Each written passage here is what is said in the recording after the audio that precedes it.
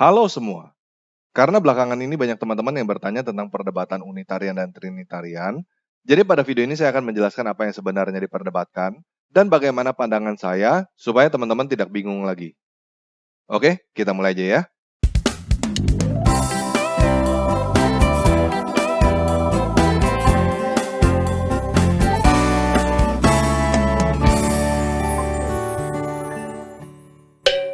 Nah, yang pertama saya mau mengajak teman-teman untuk membaca Kejadian 1 ayat 1-2 terjemahan Lai. Pada mulanya Allah menciptakan langit dan bumi. Bumi belum berbentuk dan kosong, gelap gulita menutupi samudera raya, dan roh Allah melayang-layang di atas permukaan air. Nah, dari dua ayat pertama di dalam Alkitab ini, kita mengenal kata Allah dan roh Allah. Pertanyaan yang mungkin belum pernah teman-teman pertanyakan adalah, apakah Allah dan roh Allah itu adalah dua hal yang berbeda atau sama aja?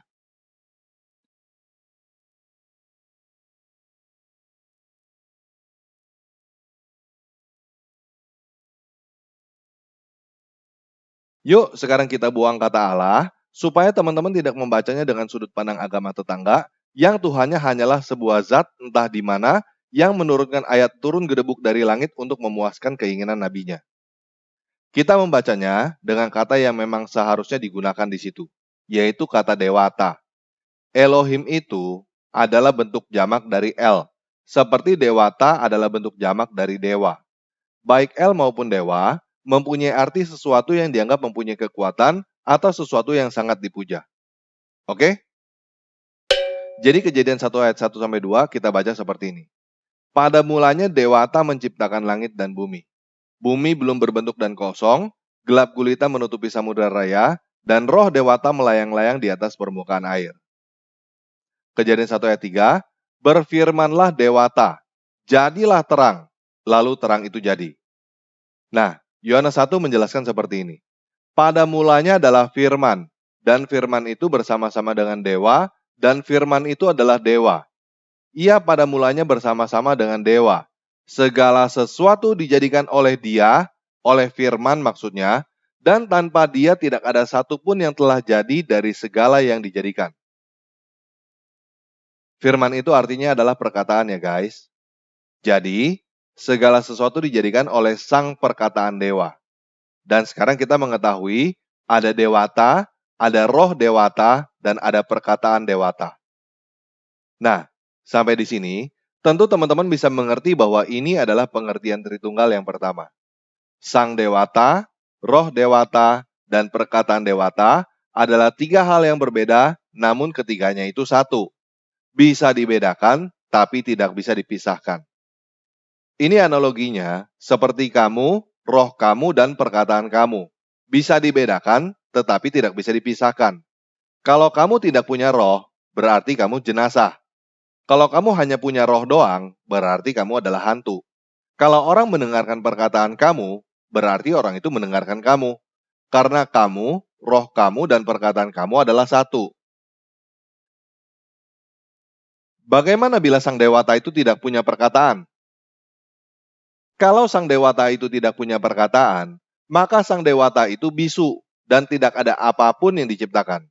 Kita semua tidak ada, alam semesta ini tidak ada, dan dengan demikian sang dewata itu sendiri juga tidak ada. Jadi, sang dewata, roh dewata, dan perkataan dewata adalah tiga hal yang berbeda, dapat dibedakan namun tidak dapat dipisahkan. Sampai di sini paham ya? Nah, sampai di sini, saya berharap teman-teman mau membuang pola pikir dua dimensi seperti lukisan mati. Karena kita bukan tinggal di dalam alam dua dimensi. Setidaknya, kita punya 4 dimensi, panjang, lebar, tinggi, dan waktu. Kalau kita aja bukan lukisan dua dimensi, juga bukan patung 3 dimensi, apalagi sang pencipta itu. Paham ya? Nah, Yohanes 1 ayat 14 berkata, firman itu telah menjadi manusia dan diam di antara kita. Kita telah melihat kemuliaannya, yaitu kemuliaan yang diberikan kepadanya sebagai anak tunggal Bapa, yang penuh kasih karunia dan kebenaran. Jadi, sang perkataan itu turun ke dalam dunia menjadi manusia, dan sekarang disebut sang anak. Dengan demikian, Ketika dia, sang perkataan dewata itu menjadi sang anak, maka sang dewata yang mengeluarkan perkataan itu menjadi sang bapa. Nah, dari Matius 1 ayat 21 dan Lukas 2 ayat 21, kita tahu bahwa sang anak itu diberi nama Yesus melalui malaikat yang artinya Yahweh menyelamatkan. Kita juga tahu dari Yohanes 10 ayat 25, Yohanes 17 ayat 12, Yohanes 17 ayat 26, bahwa Yesus itu adalah nama Bapa yang diberikan kepada anak. Kita juga tahu dari Filipi 2 ayat 9-10, bahwa Yesus adalah nama di atas segala nama. Dan kita juga tahu dari Kisah Para Rasul 4 ayat 12, bahwa tidak ada nama lain yang olehnya kita dapat diselamatkan. Kita tahu dari Matius 28 ayat 19, bahwa para murid Yesus diperintahkan untuk membaptis di dalam nama Bapa, Putra, dan Roh Kudus. Dan kita juga tahu dari Kisah Para Rasul 2 ayat 38, Kisah Para Rasul 8 ayat 16, Kisah Para Rasul 10 ayat 48, dan Kisah Para Rasul 19 ayat 5, bahwa para murid Yesus membaptis di dalam nama Yesus. Kita tahu dari Kisah Para Rasul 3 ayat 6, Kisah Para Rasul 3 ayat 16, Kisah Para Rasul 8 ayat 12, Kisah Para Rasul 9 ayat 27, bahwa para rasul memberitakan dan mengajarkan nama Yesus. Kita juga tahu dari Kisah Para Rasul 4 ayat 30, Kisah Para Rasul 16 ayat 18, bahwa para rasul mengadakan mujizat di dalam nama Yesus. Kisah Para Rasul 15 ayat 26 bahkan menegaskan dengan jelas bahwa orang-orang mempertaruhkan nyawa karena nama Yesus. Dan dari Kisah Para Rasul 4 ayat 18, Kisah Para Rasul 5 ayat 40, bahwa para rasul dilarang untuk mengajar di dalam nama Yesus oleh para ahli Taurat. Dari Yohanes 14 ayat 26, kita tahu bahwa Roh Kudus diutus oleh Bapa di dalam nama anaknya, yaitu di dalam nama Yesus. Jadi sampai di sini, seharusnya kita sudah bisa paham bahwa nama Yesus adalah nama di atas segala nama, seperti yang tertulis di dalam Filipi 2 ayat 9-10. Nah, jadi apa masalahnya? Apa yang diperdebatkan? Begini, kita tahu dari Yohanes 10 ayat 30 bahwa sang anak dan sang bapa adalah satu. Di dalam Yohanes 14 ayat 6-7, Yesus berkata, "Akulah jalan dan kebenaran dan hidup. Tidak ada seorang pun yang datang kepada Bapa kalau tidak melalui aku. Sekiranya kamu mengenal aku, pasti kamu juga mengenal Bapakku. Karena sekarang ini kamu mengenal Dia dan kamu telah melihat Dia." Di dalam Yohanes 14 ayat 9, Yesus berkata, "Telah sekian lama aku bersama-sama kamu, Filipus, namun engkau tidak mengenal aku? Barang siapa telah melihat aku, ia telah melihat Bapa. Bagaimana engkau berkata, tunjukkan Bapa itu kepada kami?" Di dalam Yohanes 12 ayat 14, Yesus berkata, "Barang siapa percaya kepadaku, ia bukan percaya kepadaku, tetapi kepada Dia yang telah mengutus aku." Jadi jelas bahwa sang anak dan sang bapa adalah satu. Pertanyaannya adalah, apakah sang anak dan sang bapa itu sama? Yuk kita baca Yohanes 15 ayat 1. Yesus berkata, "Akulah pokok anggur yang benar, dan Bapakulah pengusahanya." Di dalam Yohanes 14 ayat 23, Yesus berkata, "Jika seorang mengasihi aku, ia akan menuruti firman-Ku, dan Bapa-Ku akan mengasihi dia, dan kami akan datang kepadanya, dan diam bersama-sama dengan dia." Dan di dalam Yohanes 17 ayat 21-24, Yesus berkata, "Supaya mereka menjadi satu, sama seperti Engkau ya Bapa di dalam aku dan aku di dalam Engkau, agar mereka juga di dalam kita, supaya dunia percaya bahwa Engkaulah yang telah mengutus aku, dan aku telah memberi kepada mereka kemuliaan yang Engkau berikan kepadaku, supaya mereka menjadi satu, sama seperti kita adalah satu. Aku di dalam mereka, dan Engkau di dalam aku, supaya mereka sempurna menjadi satu, agar dunia tahu bahwa Engkau telah mengutus aku, dan bahwa Engkau mengasihi mereka sama seperti Engkau mengasihi aku. Ya Bapa, aku mau supaya dimanapun aku berada, mereka juga berada bersama-sama dengan aku. Mereka yang telah Engkau berikan kepadaku, agar mereka memandang kemuliaan-Ku yang telah Engkau berikan kepadaku. Sebab Engkau telah mengasihi aku sebelum dunia dijadikan." Nah, coba kita renungkan sekali lagi. Apakah sang anak dan sang bapa itu sama? Jawabannya adalah nggak sama, guys. Sang anak dan sang bapa itu satu, tetapi tidak sama. Begitu juga dengan Roh Kudus. Bapa, Putra, dan Roh Kudus itu satu, tetapi tidak sama satu dengan yang lainnya. Jadi sekarang kita mengenal Tritunggal yang kedua, yaitu Bapa, Putra, dan Roh Kudus. Dan di dalam Matius 3 ayat 16-17 dan Lukas 3 ayat 21-22, Bapa, Putra, dan Roh Kudus itu hadir bersamaan. Jadi jelas ya, teman-teman yang berpikir bahwa Sang Bapa sama dengan Sang Anak, sama dengan Roh Kudus adalah pemikiran yang keliru. Karena Bapa, Putra, dan Roh Kudus itu tidak sama, tetapi satu. Nah, pertanyaan yang muncul adalah, apanya yang tiga dan apanya yang satu? Bapak-bapak gereja memberikan jawaban, Mia Hosea, Tres Hypostasis. Satu Hosea, tiga hipostasis. Dan ini diterjemahkan oleh teman-teman yang Trinitarian menjadi satu hakikat, tiga pribadi.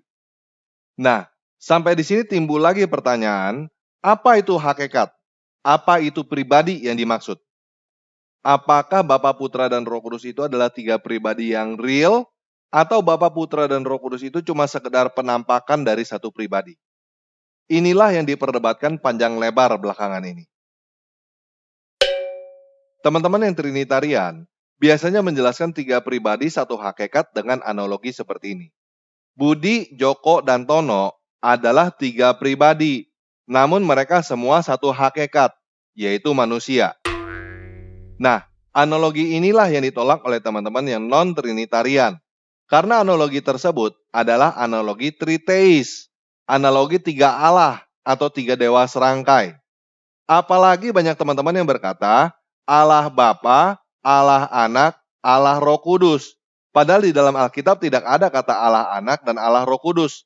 Adanya Bapa, Putra, dan Roh Kudus. Coba teman-teman hitung. Allah Bapa, Allah Anak, Allah Roh Kudus.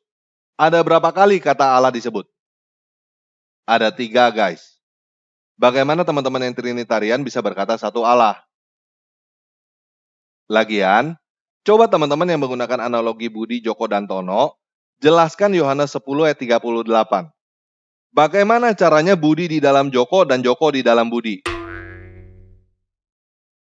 Coba teman-teman juga jelaskan Yohanes 14 ayat 6-7. Bagaimana caranya melihat Budi berarti melihat Joko dan Tono? Ujung-ujungnya, berkata Allah atau dewa itu berbeda dengan manusia, atau berkata, memang susah dijelaskan. Teman-teman yang Trinitarian tidak punya jawaban. Ini adalah analogi penjelasan yang tidak bisa diterima oleh teman-teman pengikut Kristus lainnya yang disebut Unitarian oleh teman-teman yang Trinitarian. Kalau teman-teman yang Trinitarian mau jujur, penjelasan analogi yang digunakan memang penjelasan triteis, penjelasan tiga Allah atau tiga dewa serangkai. Jadi maksud saya begini, guys. Kalau memang penjelasan itu tidak jelas, untuk apa menggunakan penjelasan itu? Apalagi sampai memberikan cap sesat bagi orang yang menolak penjelasan tidak jelas itu. Kamu sendiri aja masih nggak jelas apa yang kamu jelaskan kok. Kenapa kamu marah kalau orang lain nggak terima penjelasan kamu? Apalagi sampai ngatain orang yang nggak terima itu sesat. Nggak fair, guys. Ngerti ya? Nah, bagaimana penjelasan teman-teman yang Unitarian? Satu pribadi dengan tiga wujud atau tiga manifestasi. Kalau satu pribadi dengan tiga wujud, bagaimana teman-teman menjelaskan Yohanes 15 ayat 1? Akulah pokok anggur yang benar, dan Bapakulah pengusahanya. Bagaimana teman-teman menjelaskan ketika Yesus berdoa? Kepada siapa Yesus berdoa? Kalau Sang Bapa dan Sang Anak adalah satu pribadi dengan dua wujud. Bagaimana caranya dua wujud bisa saling berkomunikasi kalau tidak ada dua pribadi di situ? Ujung-ujungnya, teman-teman yang Unitarian menjelaskan bahwa Yesus berbicara kepada dirinya sendiri. Dan inilah yang ditolak oleh teman-teman yang Trinitarian. Yesus bukan orang gila yang berdoa kepada dirinya sendiri. Sampai di sini paham ya? Jadi bagaimana yang benar? Yuk kita baca Kejadian 1 ayat 27. Maka Dewata menciptakan manusia itu menurut gambarnya. Menurut gambar Dewata diciptakannya dia. Laki-laki dan perempuan diciptakannya mereka. Jadi, Sang Pencipta itu sudah memberikan analogi bagaimana dia sebenarnya. Dia menciptakan manusia sebagai analoginya dia. Kita adalah foto-fotonya dia. Dan sekarang, saya mau mengajak teman-teman untuk mulai mengerti kata dan, bukan kata atau. Kalau teman-teman bertanya, laki-laki atau perempuan yang diciptakan menurut gambar dia, maka teman-teman udah salah bertanya. Karena jawabannya adalah dan. Laki-laki dan perempuan diciptakan menurut gambar dia, bukan atau. Kalau teman-teman bingung, saya mau analogikan kamu difoto dari depan dan dari belakang. Kedua foto itu adalah foto kamu. Kalau ada orang yang ngotot bertanya, jadi mana yang benar? Foto yang depan atau foto yang belakang? Maka orang itu sudah error. Karena kata dan tidak ada di dalam otaknya. Kalau teman-teman perhatikan, perempuan itu diciptakan serupa dengan gambar siapa? Silakan teman-teman renungkan bahwa perempuan itu adalah penolong dan penghibur yang sepadan dengan laki-laki. Kejadian 2 ayat 21-22 menyatakan bahwa perempuan itu diambil dari rusuk laki-laki. Jadi, perempuan itu bukan diambil dari tanah yang lain, lalu dibuat juga seperti laki-laki. Nggak seperti itu. Perempuan diambil dari rusuk laki-laki. Jadi, Sang Pencipta itu sendiri membuat satu laki-laki menjadi dua, laki-laki dan perempuan. Mereka masing-masing menjadi pribadi tersendiri dan dipersatukan di dalam pernikahan, sehingga keduanya menjadi satu lagi. Satu apa? Satu keluarga. Jadi, keluarga itu juga adalah satu kesatuan yang diciptakan oleh Sang Pencipta sebagai analoginya dia. Dan itu sebabnya dia membenci perceraian. Jadi kalau teman-teman bertanya, Tritunggal itu adalah Dewata, perkataan Dewata dan Roh Dewata, atau Bapa, Putra, dan Roh Kudus? Maka teman-teman sudah salah bertanya. Karena jawabannya bukan atau, tetapi dan. Kata lain dari Dewata itu adalah Sang Bapa. Kata lain dari perkataan Dewata itu adalah Sang Putra. Dan kata lain dari Roh Dewata itu jelas adalah Roh Kudus. Sang perkataan dewa itulah yang turun menjadi manusia. Dan ini bisa saya analogikan seperti perkataan saya ditulis di atas buku. Anggap aja buku itu bernama Buku Tanpa Ragi. Apakah buku tanpa ragi adalah 100% perkataan saya? Tentu aja iya. Apakah buku tanpa ragi adalah 100% buku? Ya iya. Ini yang disebut dikotomi. Dua natur Yesus yang turun ke dunia sebagai anak dewa dan anak manusia. Dia 100% adalah perkataan dewa dan dia 100% adalah manusia. Apakah saya dan buku saya sama? Tentu aja berbeda.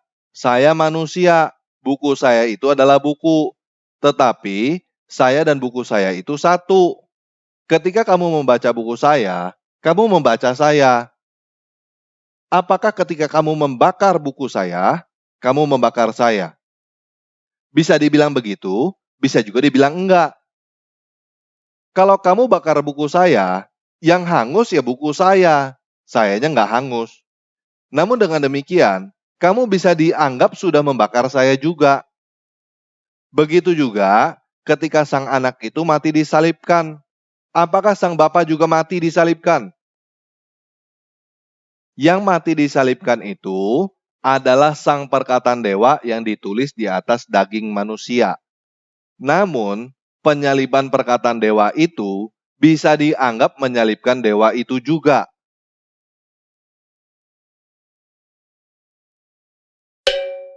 Sekarang udah bisa mulai mengerti belum? Kristus itu adalah sang perkataan dewa yang turun sebagai manusia. Itu sebabnya di dalam Yohanes 17 ayat 3 ditulis inilah hidup yang kekal, yaitu bahwa mereka mengenal Engkau, satu-satunya dewa yang benar, dan mengenal Yesus Kristus yang telah Engkau utus. Sang dewa itu mengutus perkataannya. Untuk apa sang dewa mengutus perkataannya sebagai manusia? Pertanyaan yang sama, seperti untuk apa saya menulis perkataan saya di atas buku? Jawabannya, sang perkataan itu ditulis di atas buku supaya bisa disalin oleh buku-buku yang lain. Dan kita semua, kita manusia, adalah buku-buku yang lain. Nah, sekarang saya berharap teman-teman bisa mengerti Markus 16 ayat 9, Lukas 22 ayat 69, Kisah Para Rasul 7 ayat 55-56, Roma 8 ayat 34, Ibrani 1 ayat 3, Ibrani 10 ayat 12, 1 Petrus 3 ayat 22, mengenai Yesus yang ada di sebelah kanan dewata. Ini seperti saya menaruh buku saya di sebelah saya. Bisa paham ya? Nah, kenapa nama Bapa, Putra, dan Roh Kudus yaitu nama Yesus Kristus kurang tepat?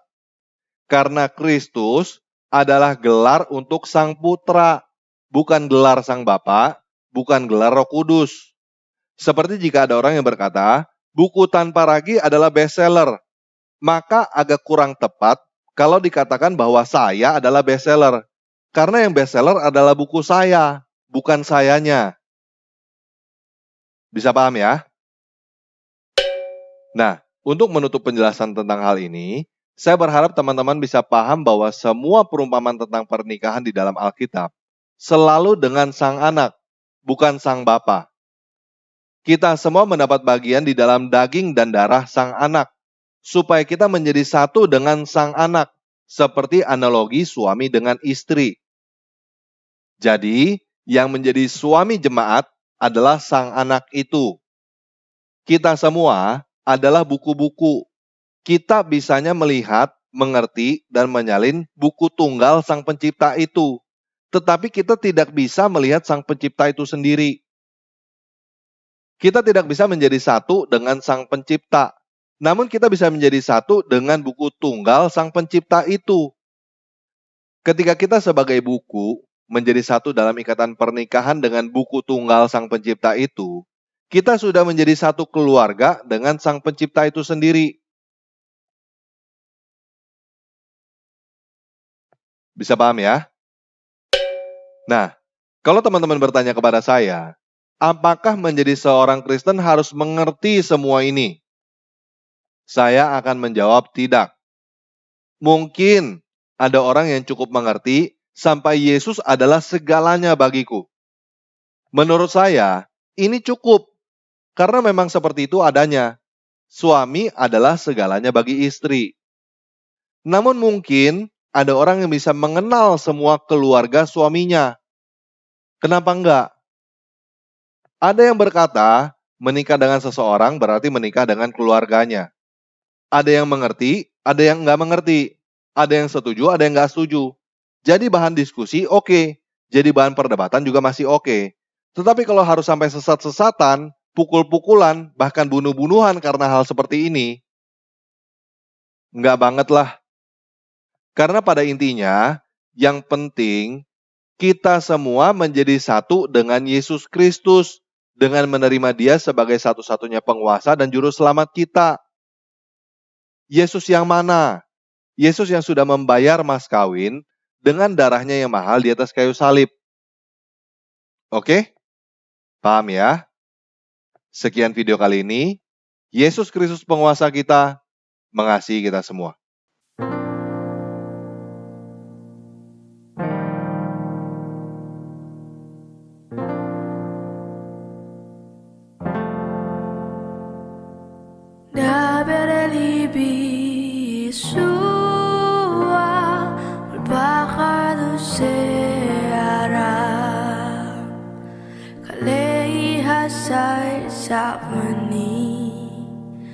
Hasebi selo etba Mili masiko pasar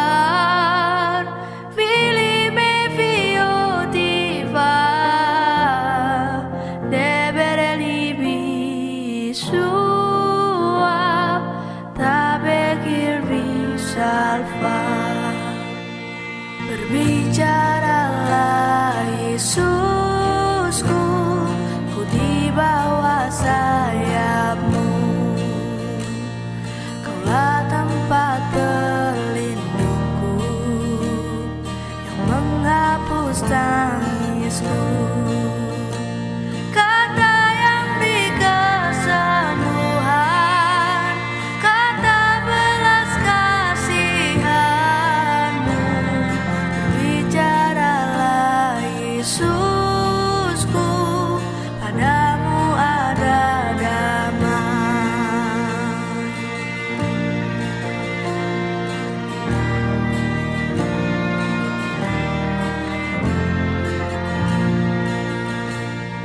Da believe Yeshua, thy Elohim Hashman, kumilat harisbi,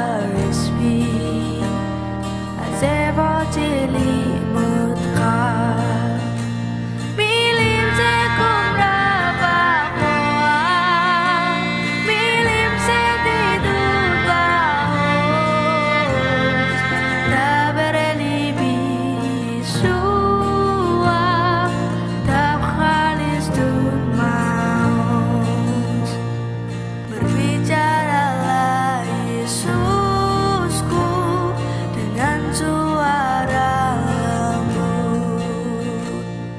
Periksalah hati ini, ajarku untuk taat, bersyukur dalam cinta-Mu, menyerah pada rahmat-Mu. Berbicaralah Yesusku, ajarku mengenal-Mu.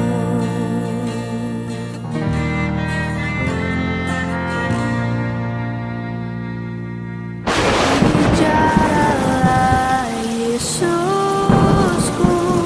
di tengah badai topan, gelombang laut menerpa, kami akan tenggelam. Kata yang hentikan badai, kata yang beriku harapan. Berbicaralah Yesus.